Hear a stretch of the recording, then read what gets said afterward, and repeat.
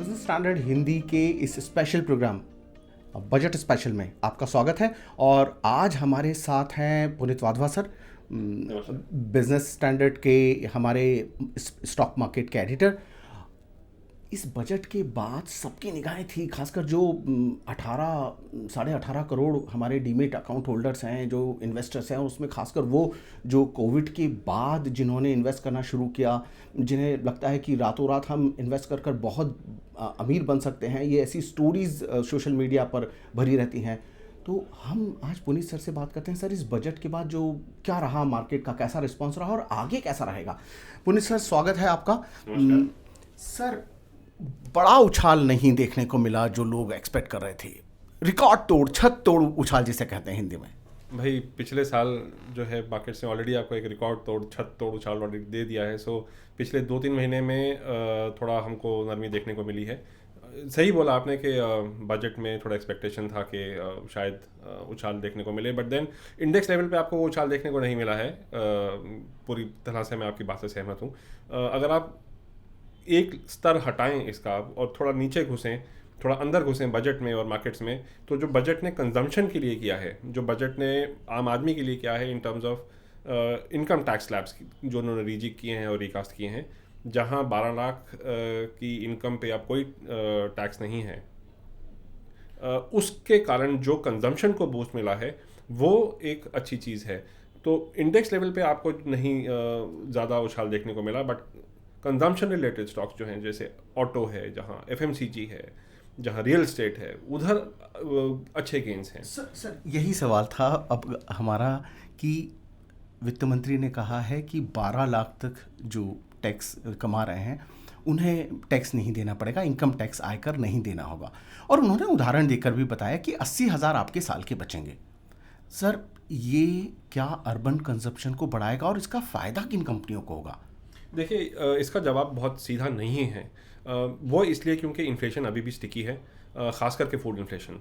अगर ये ऐसा ही रहता है, और आईएमडी ने भी वार्न किया है कि फरवरी का जो महीना है उसमें कुछ जो पल्सेस हैं, कुछ जो फूड प्रोडक्ट्स हैं, उनकी जो मैन्युफैक्चरिंग है उसमें गिरावट आ सकती है। अगर यह ट्रेंड बरकरार रहा, विच इज़ क्लाइमेट, अगर एक्सेस हीट, ज़्यादा बारिश, बहुत ज़्यादा ठंड, तो ये दबाव डालेगा इन्फ्लेशन के ऊपर, विच इन टर्न जो है will impact the raw material cost for a lot of FMCG companies.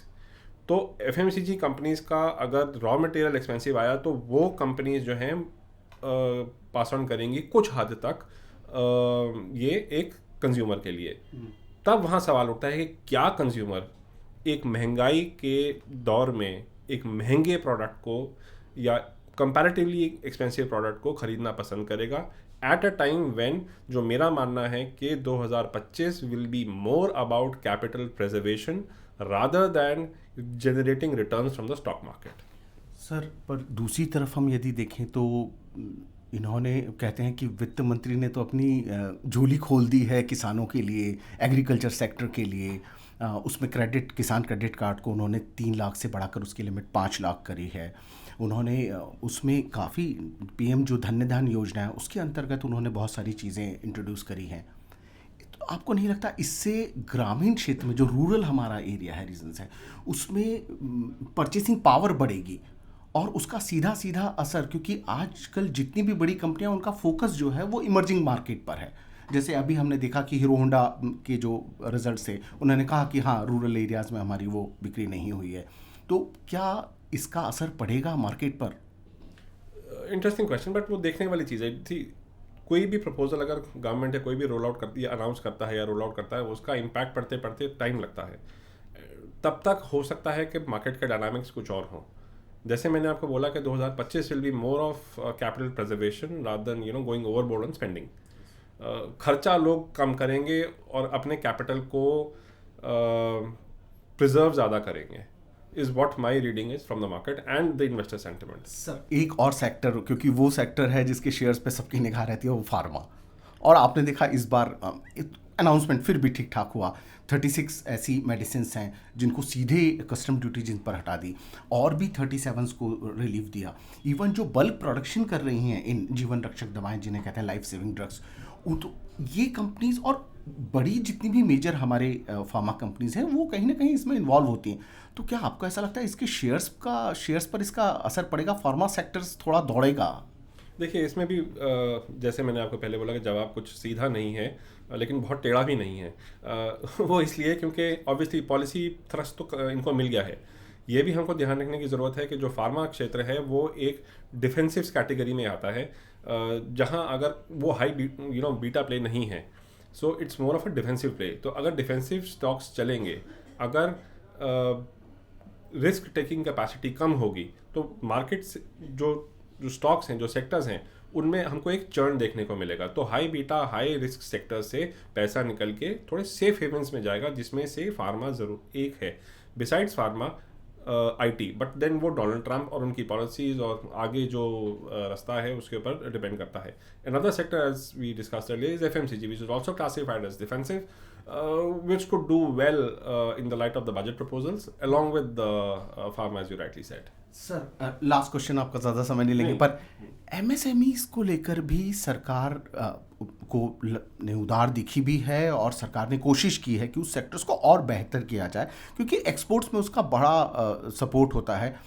क्या इससे जो कंपनीज मैन्युफैक्चरिंग में है बड़े लेवल पर जो प्रोडक्ट वो है, क्योंकि वो एमएसएमई उनकी एंसिलरीज एमएसएमईज में आती हैं, क्या इससे उन कंपनीज और उनकी शेयर, उनके मार्केट कैप में, उनके प्रॉफिट में, एबिटा में, इन सब पर असर होगा, बेटर होंगे उनका परफॉर्मेंस?